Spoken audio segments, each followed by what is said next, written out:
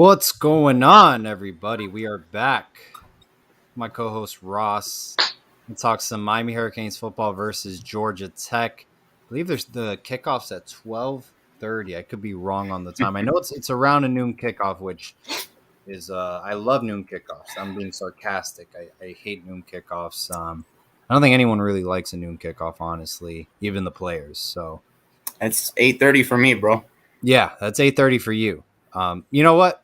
I got to wake up at 8:30, get ready for the game, and probably have to do some errands. I would like to go to the gym before the game, but that's probably not going to happen.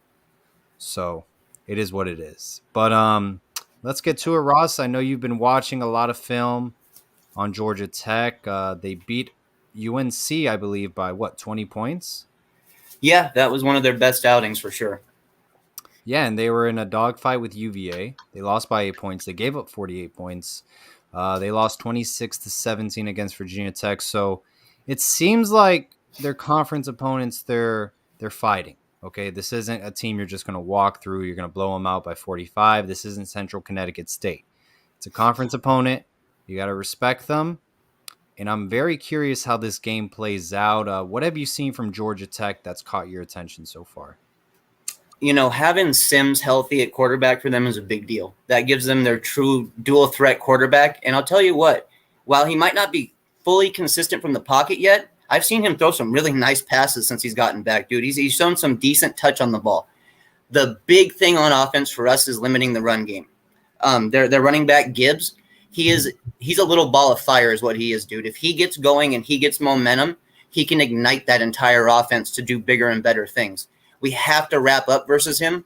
And they also have while this guy's a little further down the depth chart, they have a 6'1" running back as well that they like to put in every once in a while to do some power running stuff. And he's the type of guy that we better wrap up on as well because, I mean, as far as I've seen, they have 3 running backs that could actually put up stats versus us.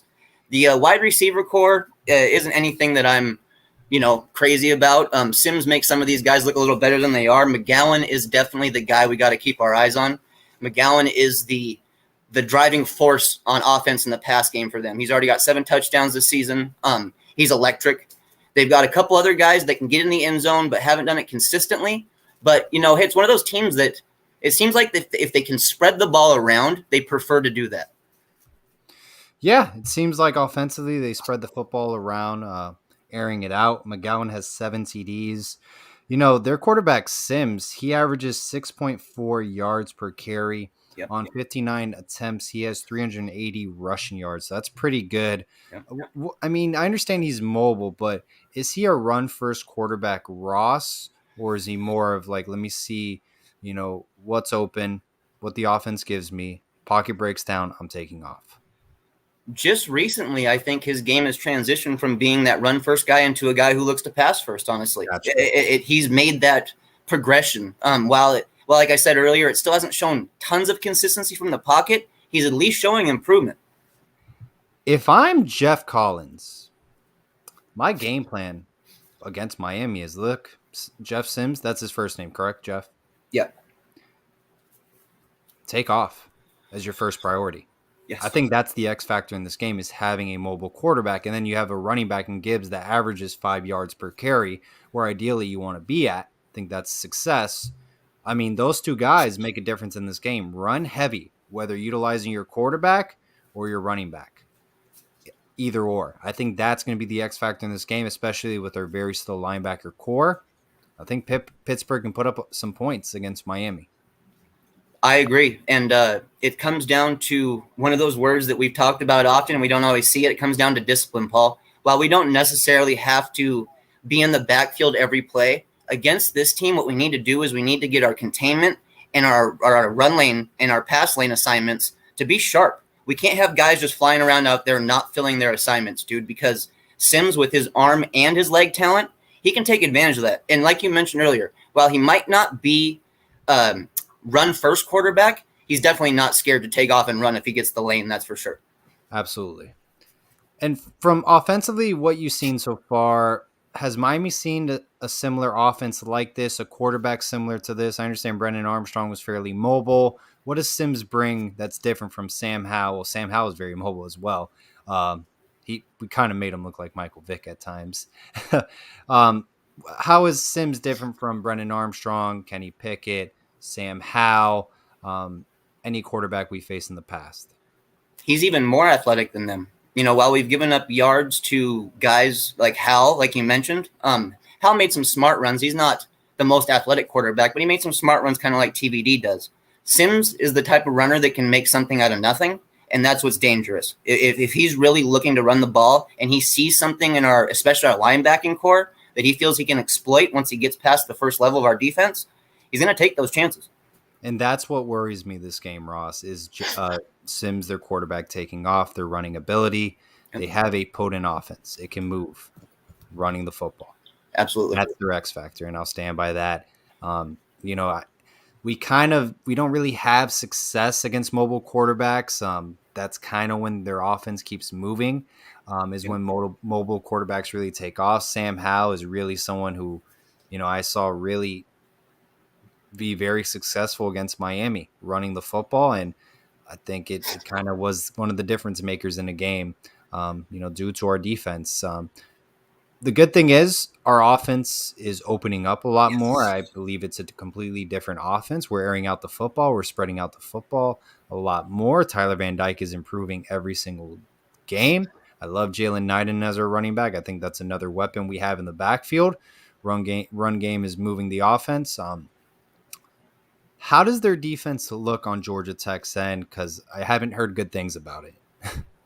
This is not a strong defense. I mean, it's very hit or miss, especially when you consider like the leaders, their tackling leaders, the linebackers. While some of their numbers look pretty damn good, they've had some games where they have just looked awful individually at separate times. I don't see a huge pass rush threat. While they can get into the backfield, they're not really a team that gets home to the quarterback a whole lot. They can, but they just don't do it, and they don't have a guy who really leaps off the field or leaps off the film immediately that you can say, hey, that's their A1 pass rusher right there. They got a couple guys that kind of mix into it. So Miami has the complete edge offensively. This should be one of the weaker defenses they've seen all year, hands down. Their secondary is awful. It's awful. They have one playmaker at safety who's a good-sized guy who's athletic, but other than that, dude, completely exploitable. And their D-line, does it even break the line of scrimmage? I mean, can they even get to the quarterback? Not often. I think their leading sack getter right now has 2. They have a couple guys with like 2 sacks, a guy with 1.5, and then everybody else is at like 0.5. So there should be no reason why Tyler Van Dyke gets rushed. He gets sacked. He should have plenty of time in the pocket, and he should throw for 300 to 400 yards easily. Absolutely. I mean, this is a GT. I mean, on average, I think they give up like over 250 yards passing on average this season in the air. So, I mean, that right there just makes it ripe to exploit TVD, because while they have given up big stats, if TVD plays the way he's played the last 2 weeks, they haven't seen a guy like him consistently. So, I mean, TVD could put up some sick numbers in this game, dude. Yeah, that would be great. I mean, Rhett Lashley, his game plan, pass-heavy offense. Air it out. I want to go empty set a lot. I've been dying to see it throughout the season. I think you have the quarterback now. A lot of people say, hey, the offense is different. You're going to see more of the offense we saw with Shane Buechele while Rhett Lashley was down to SMU.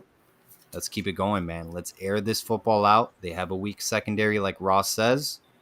We should be dropping a lot of bombs throughout the game. Rambo all day. Restrepo has the edge. Harley as well. We're a lot faster than Georgia Tech. And their secondary cannot compete with us. Our wide receiver core. On average, 252 passing yards per game given up by the secondary at Georgia Tech. They have given up 17 total touchdowns with only 3 interceptions. I mean, this is ripe for the picking. And on top of that, overall, they're allowing 426 yards on offense. So it's not just that we have to just pick them in the air. We can find success in the run game too. Right. Yeah, absolutely. Is there anywhere where you see Georgia Tech may have the edge over Miami going into this game? Really, I don't. It's hard to say that any of them have the edge. I guess what I'd say is that their linebacking core has proven to be at least a little bit more prone to making big plays. While, like I said, while they've had some issues, their leading tackler, I believe he has 82 tackles already, and our leading tackler is like 42. So, I mean, obviously, you see guys are getting out there. They're getting plenty of snaps. They're getting opportunities. They are exploitable, but they definitely can make plays. And there's a guy there. He's a oh gosh, get me Charlie Thomas. He's one of their versatile linebackers there. While he doesn't have all the tackling stats, he does a little bit more for them. He gets involved in the pass game, and he gets involved on rushes as well and blitzes. So he's a guy to watch out for.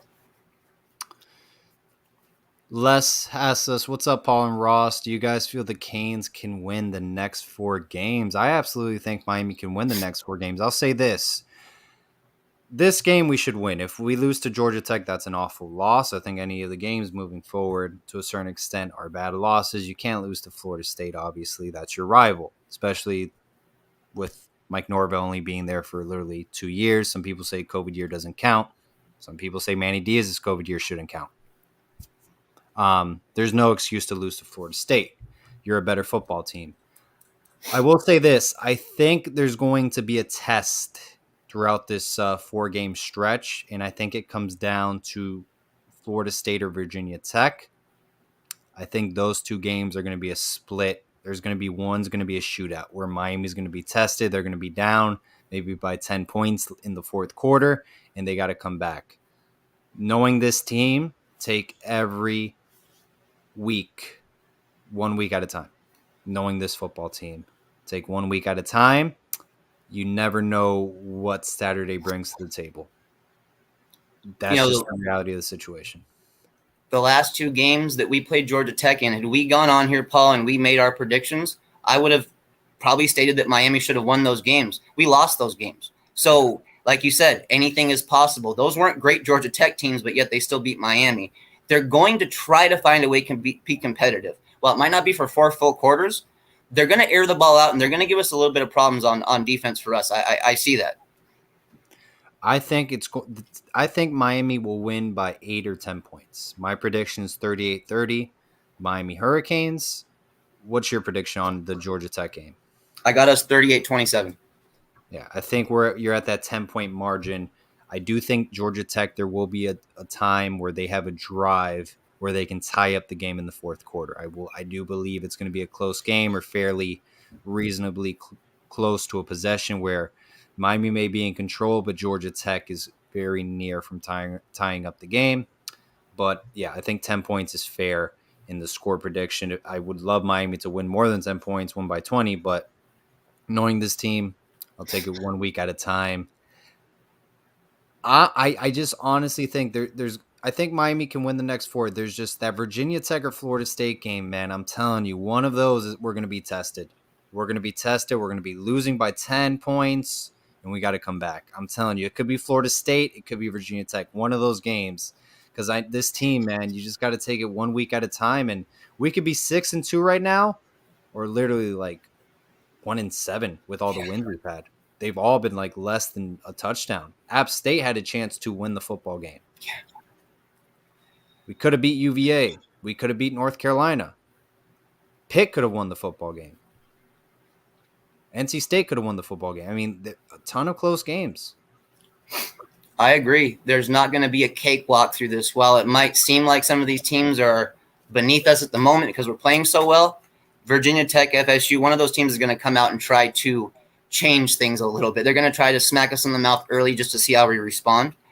It's all about the offense to keep growing. If TBD keeps growing and he keeps playing the way he's playing, there's no doubt we win these next 4 games, in my opinion, because we don't have to have an elite defense to win these games.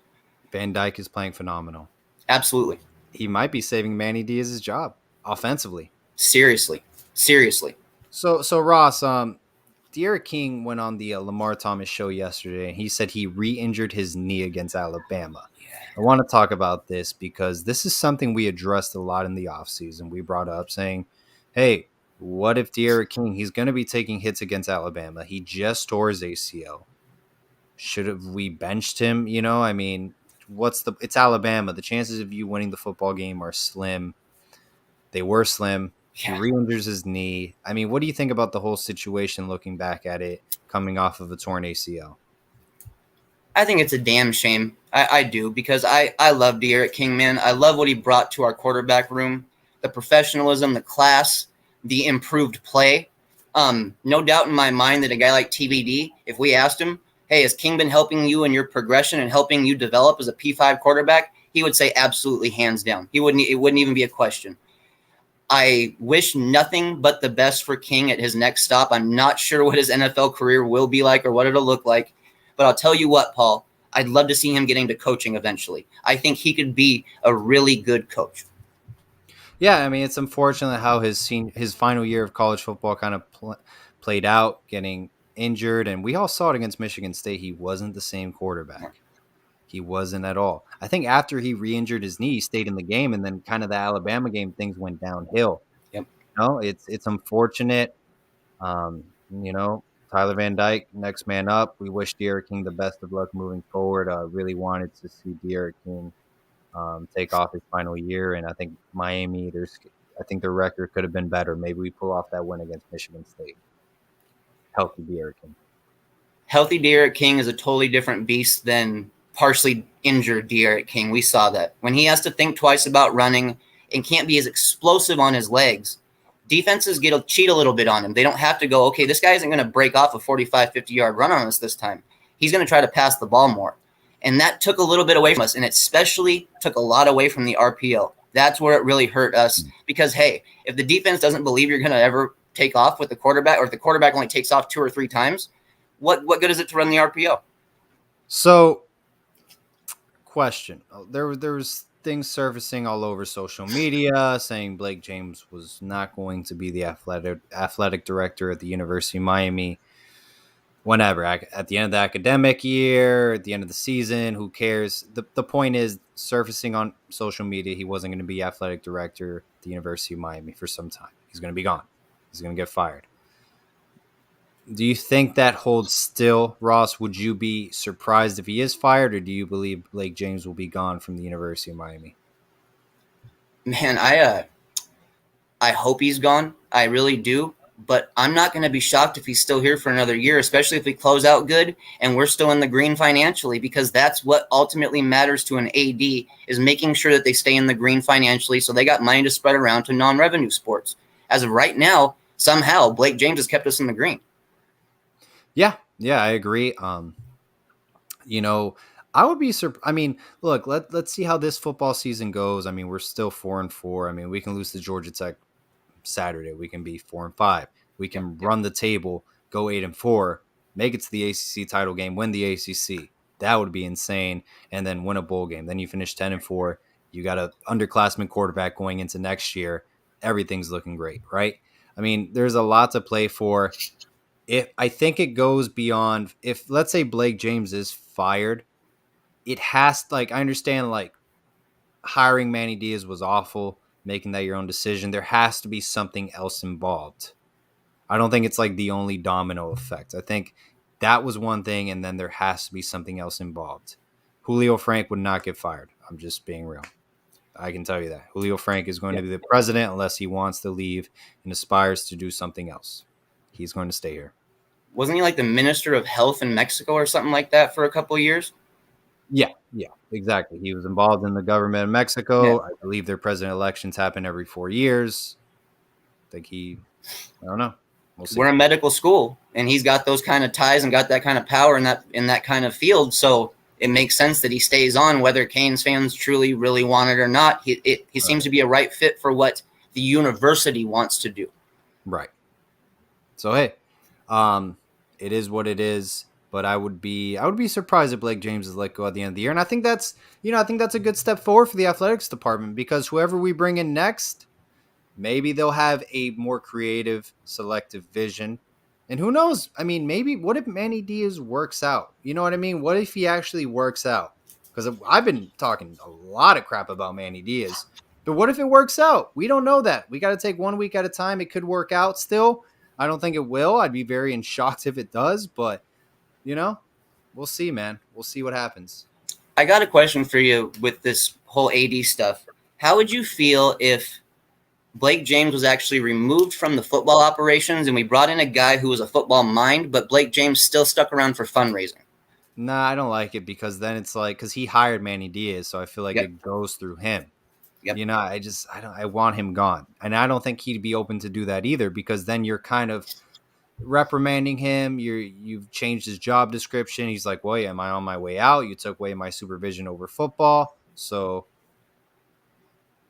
It's just something I've seen fans bring up, and I feel the same way you do. I just don't see it being a realistic thing, and a lot of it has to do with the type of person Blake James is. If he was a little bit more flexible in some ways and a little bit more adaptable, sure, I'd say it could work, but I just don't see Blake James as a human being making that call.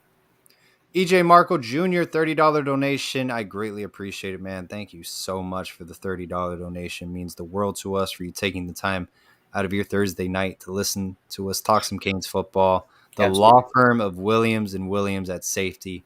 Can't wait. I love that. That's a great one. That's a great one. You know, speaking of Williams and Williams, Avante Williams, do you think we'll see him a lot more in this game coming up Saturday? I hope so. Well, he's elevated up the depth chart now with what happened to Bolden, so there's no reason to not give him some snaps. I mean, we're talking about a possible still star at that position while we've got guys like Kinchins and James Williams. I mean, dude, if Avante's the guy that we all hoped he could be, dude, our safety core is just ridiculous. It is, and it's awesomely ridiculous. Heavily talented, no doubt about it. I wonder how many snaps he's going to get. Gervin Hall keeps getting playing time. I don't understand it. Cam Kitchens, James Williams, Avante Williams, move forward. It's time to end Gervin Hall. It's time at Miami. There's no point of playing it more. There isn't. No, I mean, if we're going to do this whole movement on youth on offense and it's worked, so let's just keep doing it on defense as well, because right now we're winning, and we just won 2 games that a lot of people didn't think we could win, me included. Past 2 weeks were huge, guys. I mean, Yep. Honestly, to sneak out a 1-point win at home against a ranked NC State team, to beat Pittsburgh at their place against Kenny Pickett, their electrifying offense. He put up over 500 passing yards. Usually gives you a winning game. I mean, if you put up 500 passing yards, that's a recipe for success, and we still won the football game. Love it. No, you got to give credit when it's due. This is another test, and we got to take 1 week at a time. Georgia Tech, Jeff Sims, and their running back Gibbs, they're going to run the football with their quarterback, with their running back. How does Miami respond? I think we've improved in tackling, Ross, a little bit. Am I going crazy? What do you think? I mean, if you disagree, that's fine. I agree. And where I see it actually a lot is while there's guys like Kinchins who are making great individual plays, we're doing better gang tackling. Guys are actually, if they're not making the tackle themselves initially, are trying to at least wrap up so guys can come in and help them bring the ball carrier down. That's been a difference lately. Still got to see a little more consistency on that, but, we are improving there. And I'll tell you what, though, Paul, speaking of really needing to wrap up, here's their running back, Gibbs, the Georgia Tech, his last 2 games. 245 rushing yards. He's averaging 10.2 yards per carry in his last 2 games. We have to wrap him up. Absolutely. Because think about it. If he runs like that and Sims gets time to throw and use his legs, that's a problem, bro. It's very difficult to win a football game if you give up 10.2 yards per carry. This game is very interesting. I'm going to watch this game closely, man. I honestly think it's going to be a close game. I really do. 8 points to a touchdown. Don't be surprised if Georgia Tech is up ahead in the second half. I'm going to stand by it. If I'm wrong, I'm wrong. But last 2 games have been close for Miami. I think this is going to be another fairly close game. Ross, I want to touch up on the Manny Navarro article of The Athletic. A couple of people inside the program, close to the administration side, were interviewed and were obviously did not give their names. They said that, Manny Diaz are going to be patient. They want to see what he can do, and they feel like now is not the time to fire him. They want him to succeed at Miami, and they're willing to invest money into the program. I'm not really buying the money part, because if you lose Travaris Robinson, who do you replace him with? And that's been something a lot of people have been talking about. This may be his last year at Miami. Yeah. Who do you replace him with? He's one of the best recruiters in football. Who are you going to replace him with at the cornerback position, overseeing the entire DBs? Yeah. You hired DeMarcus Van Dyke at cornerbacks coach. That was not an expensive hire. Who are you going to oversee the defensive backs with? Are you going to bring in a defensive coordinator? I don't see Manny Diaz doing that. So who? It's tough, dude, because there really is no T-Rob that's available, at least off the top of my head. Now, while things can change, of course, by the end of the season, guys can be let go, coaching staffs can change across the nation. T-Rob was a very ideal pickup for us in multiple ways. Development, Florida. Yeah, exactly. He recruits that area and he can develop players. So that was two key aspects that we needed because, frankly, with Rump coaching that, we didn't have those areas locked down. I think recruiting is just better. I mean, without Travaris Robinson, our recruiting class is like literally 129th in the nation. Kamari Rogers wouldn't come here. Well, Fegans flipped his commitment. I'm missing anyone. Chris Graves. Braves. Yeah, he wouldn't be here. I mean, a lot of people wouldn't be here. Yeah. So, that, by the way, like recruiting is an issue right now, guys. I mean, there's no sugarcoating it. We're gonna have to utilize a lot of JUCO players or transfer portal players because, like, Malik Agbo, Ross, I mean, maybe you can put a little insight here. I mean, he's not coming, right? No, man. I mean, I'd give it a very, very, very low percentage on him ending up at the University of Miami, unfortunately. And I'm afraid that we're not even in the top 2 right now. I think we're a little bit more around 3 or 4th. Who's in the top 2 for Agbo? Oh, God, off the top of my head, what is he at? Oklahoma's been interested in him. He's going to be – it's basically SEC teams from now on, I think, is what's making the big pull for him, honestly. It's going to be 2 SEC football teams. Games. You got to win football games, you know? Yeah. I mean, that's the bottom line. You can't go 4-4 in the ACC if you want these big-time recruits. It's not rocket science. It's not hard to figure out this formula. If you win, they will come. Bottom line. Canes fans, take a look at some of these 2022 offers that we've actually made recently and think back to yourself, okay, is this because we can't identify local talent or because we feel like guys that we're going after we're simply not going to get? Because right now, we made a 2022 offensive line offer to a kid in California. He's committed to the University of California right now. We made a 2022 offer to a unranked cornerback right now. So, I mean, Wade Wood is, I believe, too, is another he's an unranked or 3-star safety we made an offer to. So, I mean, some of these are I'm a little wondering, Paul. I'm wondering if the staff's starting to feel like they might not be able to pull in some of their priorities still. I just, I think it's a big red flag. There's nobody in Miami-Dade County. There's nobody in Broward County, Palm Beach County, nobody in South Florida. No. In your class. That's something extremely rare in Miami. I don't know where Wesley Bissaint's going to go. We didn't take Omar Graham Jr. Early signing day, is it less than a month and a half away? That's what Johnny Green's? I mean, there you go. I mean, that's not good to not have anyone from South Florida in your class.